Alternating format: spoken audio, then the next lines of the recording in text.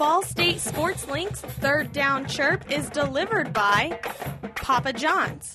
Better ingredients, better pizza. Visit papajohns.com today for more info. Hello and welcome into episode 5 of Third Down Chirp, delivered by Papa John's. Now for this episode, we got a couple changes. We got a brand new table presented by Table X. We got some new talent to join. Myself, Chris Renkel. We got Josh Blessing and Timmy Fogarty. Guys, Ball State, big win against Army last Saturday. They got faced Oklahoma this Saturday, but I know you're both very excited to be here. Oh, definitely. It's going to be a tough task to go in against Oklahoma, but you know what? We'll see what the Cardinals are made of this weekend. Guys, I'm excited. We walk up here to set up. You know, the coaches are blowing their whistles. Players are screaming and yelling. Can Saturday get here soon enough? Man. But before we look at next Saturday for Oklahoma, let's take a look back at the Cards' victory over the Black Knights. Keith Wenning, the offense, getting up for the game. Here's Jawan Edwards from 7 yards. Freshman having another big gain against Army. Later on, Wenning, he's going to go to the air this time. He's going to find Jamil Smith down the sideline. Jamil able to get a toe in before going out of bounds. Great job by Jamil Smith sneaking that foot in for a big game for the Cardinals. And later on, Wenning back to the air. He's going to avoid the pressure, much improved mobility. Looking downfield, he's going to find the freshman Willie Sneed for another big gain. And later on, here's Jawan Edwards again, bowling his way into the end zone. He has 3 touchdowns on the game. Once again, give credit to Ball State's offensive line, creating a huge lane for Jawan Edwards as he trots into the end zone. Red zone again, Wenning, back corner, Jamil Smith, another toe touch, touchdown, Cardinals. Great touch by Wenning on that deep ball, putting it right in the corner of the end zone. And the Ball State defense also playing real well. Here forcing the interception, Sean Baker, first one of the year, along with a nice return. Yeah, great job by that defense, putting pressure on the quarterback. Awesome job by Sean Baker as well. And here's Wenning going back to the air. He's going to find Willie Sneed, getting the end zone, young freshman, another touchdown. A great job by Wenning to stand in the pocket, 3rd and 21, and get the touchdown to Willie Sneed.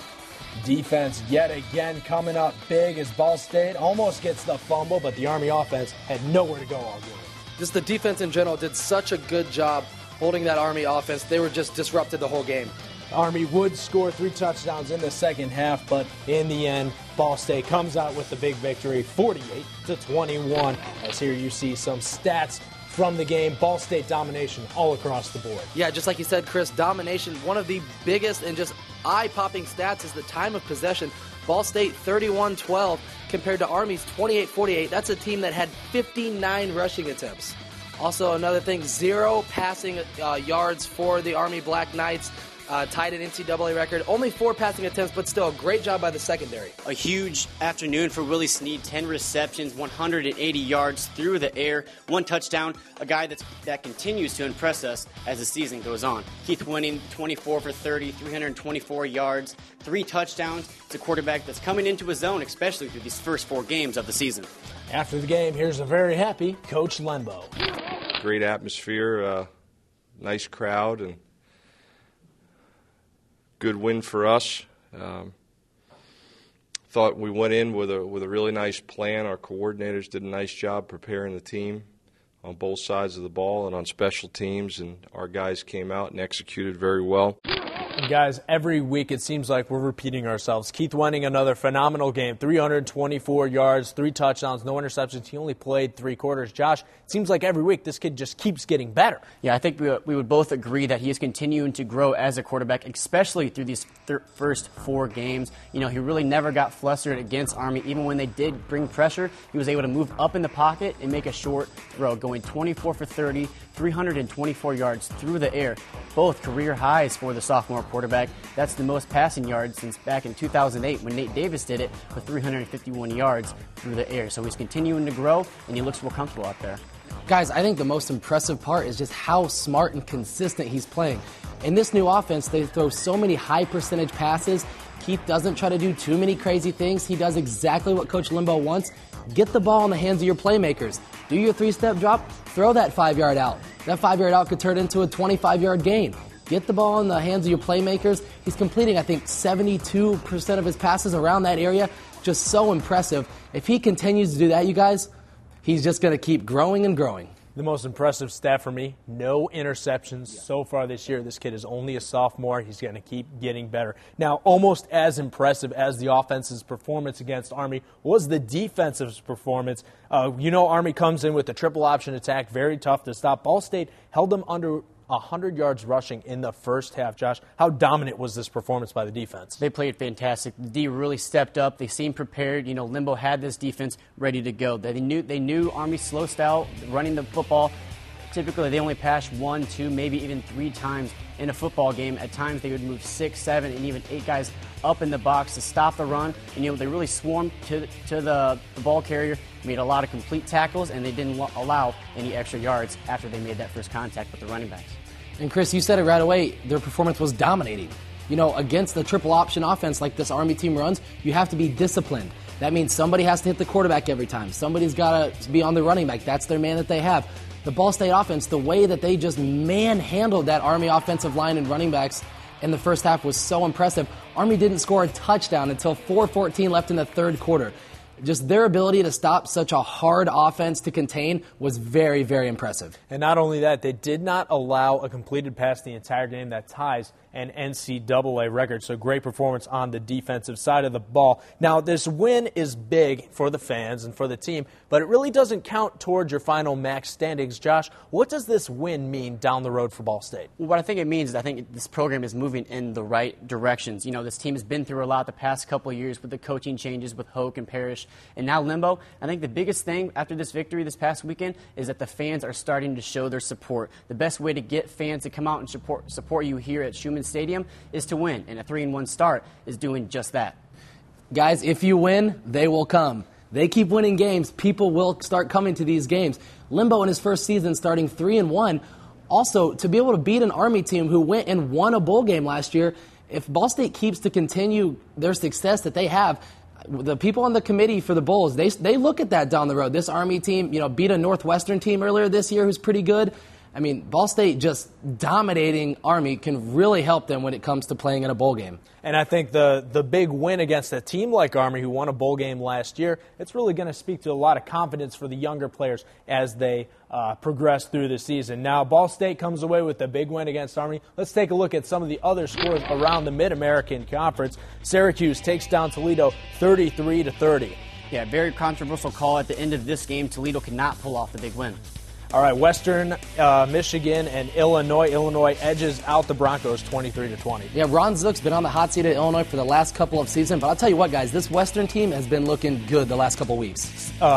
Central Michigan getting dominated by Michigan State 45-7. Yeah, big win for the Spartans coming off a bad loss, against Notre Dame last weekend. Nice job by them to really bounce back and get a victory. Rivalry game, Bowling Green beating Miami of Ohio 37-23. Everybody keeps waiting for this Miami team to turn it around and be last year's team, but just right now it doesn't look like they're there, starting off 0-3. Rutgers taking down the Ohio Bobcats 38-26. Yeah, first loss for Ohio this season, dropping them to 3-1. Big victory against Marshall last weekend, so not the way you really want to bounce back. And maybe the biggest win of the weekend, Temple just dominating Maryland 38-7. Great for the MAC conference for Temple to go in there and just embarrass Maryland. A little worried, though, as a Cardinal fan, Ball State has to play at Oklahoma and then at home against this very impressive Temple team. All right, well, we talked about him earlier in the show. He commands the offense every Saturday. It's time to meet Keith Wenning. I grew up in Coldwater, Ohio. It's a little over an hour from here. Started playing football when I was real young. I loved playing football. I didn't play competitive football until 7th grade and junior high, so that's where it all started. In high school, I played a little bit of linebacker, played a little bit of receiver, then finally played quarterback, so I've been around a little bit. The recruiting process was, it was kind of interesting. There was a lot of schools that talked to me, My coach, he helped me in every way possible to get my name out there. I didn't have a lot of looks because I didn't start quarterback until my senior year, so my name wasn't out there too much, and he helped me get through that process. A lot of the MAC schools talked to me. Air Force was another school that offered me. The thing about Ball State I liked was the campus, the coaches. They told me everything straight, so right from there, I felt comfortable with Ball State.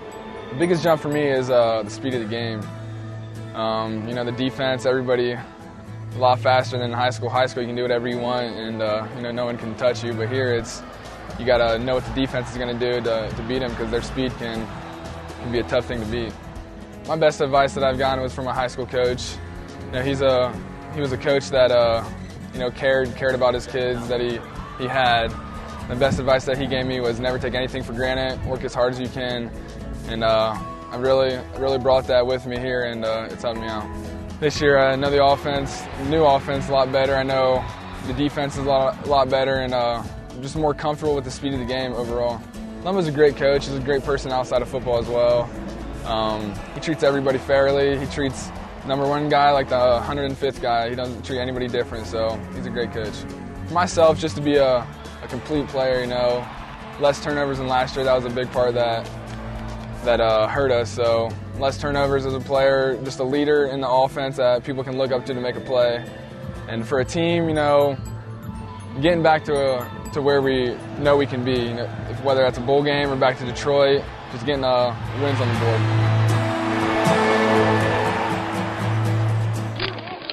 And every week it seems like we're talking about someone new coming out of the woodwork and playing well for Ball State. The offensive side, you have Willie Snead, Juwan Edwards, both true freshmen, Barrington Scott, the transfer from Northern Illinois, and even Jamil Smith, usually a kick returner last year, leading receiver for Ball State against Army. Josh, it seems like every week someone else comes out. You talked about Jamil 2 weeks ago, really stepped up for the Cardinals. This past weekend, it was Willie Snead, Juwan Edwards coming up big, and I think these three guys really are eager to prove themselves, along with other young guys on the Ball State team. They really are sitting there eager to prove themselves, get out there on the field. I really think it brings a sense of youth and competition to this football team, if you will.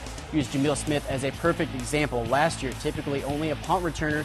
This year, slowly moving his way into the Ball State offense. But right now, he's leading the team in reception, so I would say that's a pretty big jump from last season to this year. Well, the most convenient thing, you guys, is the fact that Ball State has playmakers at every skilled position. You have your receivers in Jamil Smith and Willie Snead.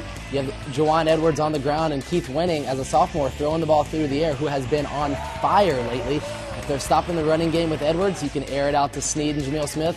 Put the ball in the hands of your playmakers. If they're stopping the pass and dropping guys, give the ball to Juwan Edwards. The guy has been a beast so far this season with 6 touchdowns. Snead also has recorded 2 receiving touchdowns. It just seems like Ball State has so many playmakers right now. I know we're only 4 games in, but they just have looked so good on offense. And you both said it. All these guys are very young, so good things to come for Ball State down the road. Now, the road doesn't get any easier. They got to play a top-ranked Oklahoma Sooners team this weekend in Norman, Oklahoma. We caught up with several players after practice to talk to them about stopping the top-ranked Sooners. We're going to come out and play hard and run and hit, and we're going to do what we do. That's just play defense, and like I said, the bigger the challenge, bigger the opportunity. So we're just going to go in, and we're going to give them all we got. We been studying film on them, looking what their defense has to offer. And, they're a very good team, so we're just kind of game planning right now. Mixing some things up in the offense, kind of changing some stuff around. Just gonna kind of prepare what we think will work best against them. Well, right off the bat, guys, this Oklahoma team, a very high-powered offense. They're balanced. They got a great offensive line. Landry Jones, one of the best quarterbacks in the nation. Ryan Broyles, a great wide receiver. Their running game's always good. Josh, how do you stop such a well-balanced and high-powered offense? Well, this team isn't ranked second in the country for no reason. Right now, they're outscoring their opponents 108-55, and it all starts with what you said, balance on offense. 36 points per game, 354 through the air, and 167 on the ground, and it all starts with their quarterback, Landry Jones, over 1,000 yards, completing 72% of his passes so far this year, and 5 touchdowns. And then also Dom Whaley, their running back, creates 90 yards per game on the ground, and that's just enough to open up the passing game for Landry when he sits back in the pocket. He has Ryan Broyles, his senior wideout, on the outside, has a guy with a lot of speed and is able to create a lot of plays in the open field. In this balanced offense, if you make mistakes on defense, they're definitely going to make you pay. Chris, you said, how do you stop them? I don't think you do. I think you contain them. By doing that, you can't let Landry Jones throw the deep ball. He is the best quarterback that Ball State will face this season. He will play on Sundays, and this is the most athletic team that Ball State, set receiver, running back-wise, skill position that they'll play all season. You can't give up the deep ball to Landry Jones. Like you said, he's got Ryan Brills. He's got those guys like that to make plays. I think you just have to contain them. You have to get pressure on Landry Jones and just hope that he forces turnovers. And, Timmy, you talk about containing this high-powered offense. Ball State did a pretty good job of that against South Florida and made them kicking a lot of field goals. Now, a little bit different animal. B.J. Daniels and Landry Jones are a little different, but a good sign for the Cardinals nonetheless. And if playing the number 2 team in the nation wasn't enough, Ball State has to travel to Norman, Oklahoma, Memorial Stadium, to take on the Sooners. And, Josh, Ball State has played in several big stadiums earlier this year. They had Lucas Oil Stadium for Indiana, and then they went to Raymond James Stadium to take on South Florida, but Memorial Stadium might be the toughest atmosphere Ball State plays in all year. Yeah, the Cardinals are definitely going to find out that Memorial Stadium is nothing like Schumann Stadium. The place holds 82,000 plus. They've had a sellout home streak of 76 games dating back to 1999 and currently hold the longest home winning streak in the country at 38 games. The last time this team lost was back in 2005. So the stadium is one of the most recognized stadiums across the whole country. They're going to have to get there early, go to their team dinners, get used to the atmosphere, get relaxed. I'm sure Limbo will want them to get there early, a couple of days before the game starts, to get used to the atmosphere so they're calm and ready to go for game day. Guys, we talked about it earlier. Ball State has a lot of young skill players. Some of these guys are going from high school playing in front of 4,000 or 5,000 to playing in front of almost 90,000 going out to Norman this weekend. Extremely tough environment. Bob Stoops is 72-2 at home since he's been the head coach since 1999 at Oklahoma. Extremely tough environment, going to be very loud. The offense will not be able to hear Keith Winning. You watch it in SEC games all the time. A lot of it will be silent counts on his movement and everything. So the offense, we walked up here, they were practicing it earlier a little bit. Look for them to run some quick plays, some quick sounds, and just take short stuff. Take what the defense gives them right away in this hostile environment just to get comfortable. Well, as both you said, it's going to be very tough with the atmosphere at Memorial Stadium. But Ball State preparing in a unique way. We saw when we got here earlier that they were using speakers and lots of music and crowd noise and even the Oklahoma fight song. So trying to get their players ready for the atmosphere in Norman. Now, it's going to be tough to come out of Oklahoma with a win on the scoreboard. Not many teams do it, but win or loss, Josh, what positives can you take away from this experience? Well, there's a few things for me. First, I'd like to see how BSU stacks up against the number 2 ranked team in the country. We saw how they stacked up against USF a couple weekends ago, the 22nd ranked team in the country, but there's a little bit of a difference between the 22nd ranked team and the 2nd ranked team. Secondly, I'd like to see how they respond if they get down early. We saw, again, in the USF game, get down early, but they came back and got a score there in the 4th quarter. And third, just have fun. For a lot of these guys, this is going to be the biggest, football stadium, the biggest venue that any of them are going to be playing in their college careers. So just have fun with it, embrace it, because once you step out onto that field, it's going to be hectic, it's going to be intense, and you got to have fun. Guys, I think for me, the thing I'm looking for the most is to see how composed he is in this environment. He's done so well this year, and we keep preaching it up here because he keeps doing it week after week after week. I want to see how composed he is against this Oklahoma defense. They're going to be coming after him. He's a young quarterback, never played in anything like this before, coming after him. And also, if they're not going to play in a hostile environment like this for the rest of the year. So this will really, I think, help them going into MAC play, dealing with the crowd noise, dealing with all of that, having to go from playing at Oklahoma to playing at an Eastern Michigan or something. So this really, the noise, the hostility, this could really help Ball State in the long run.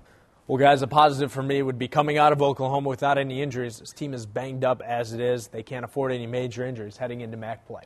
Now it's time for our What's Chirpin' question of the week. You can tweet at us at Third Down Chirp or email us thirddownchirp@gmail.com. If we pick your question, you get a free Papa John's pizza. That's a pretty good deal. Our question this week comes from TreeSap15. OU's Landry Jones has all day to throw. How do the Cards get after him and slow him down? Josh, a lot of people asking the same thing. Well, the big thing for me is to switch up their blitz schemes. Pre-snap audibles is going to be a huge key for the Cardinals. As Landry and the rest of the offense moves up to the line, pre-snap audibles adjust to what the offense is giving you. A big thing also is not to sit back and let him pick you apart. Put a lot of pressure on him. Make him use his legs. He has, his speed. He's able to move and extend the play out of the pocket. Make him do that. And when he does, make a tackle and, really step up and limit this Oklahoma offense. Yeah, the biggest thing for me is to mix up coverages in the secondary. You need guys to switch from man to zone, all of the above. pretty much pulling out everything that the defensive coordinator has, they're going to use on Saturday.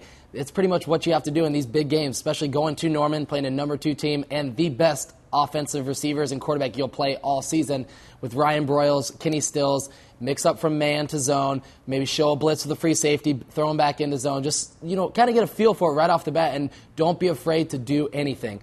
Really going to have to surprise Landry Jones because, guys, we've seen it and we've said it. He will play on Sundays. Excellent question there and good answers there, guys. Now it's time for players to watch. It's going to be a tough one in Norman. Josh, who you got? For me, it's got to be Willie Snead. This is the guy that's really come on, as of late. This past weekend against Army, 10 receptions for 180 yards. He's really become, Winning's go-to receiver, especially after this last weekend. He's a guy with a lot of speed. They like throwing him with the slant routes, and it really worked this past weekend. He's only 5'11", 180 pounds, but he has a lot of speed and can create a lot of offense if he's left in the open field. And right now he's second in receptions behind Jamil Smith with 16, so he's really came on strong as of late, and I look for that to continue this weekend. Mine's not a player, it's players, and I was just talking about in the Ball State secondary. This secondary has to get up in Broyles and Still's face, right away and disrupt them. Get pressure on Landry Jones. Landry Jones averages 340 yards a game passing. They've played 3 games. He's already thrown over 1,000. So he's obviously a great quarterback. They really need to disrupt it. Broyles is in charge of 4 of Landry Jones's 5 touchdown catches. Stills has played 1 game. He has the other one. So really, these defensive backs have to really get up, switch up their coverages, and disrupt that passing game right away. I'm going to have to go with several players as well. The offensive line, for me, they got to keep winning up and not have him get hurt, because if you lose your quarterback heading into MAC play, you're in a lot of trouble.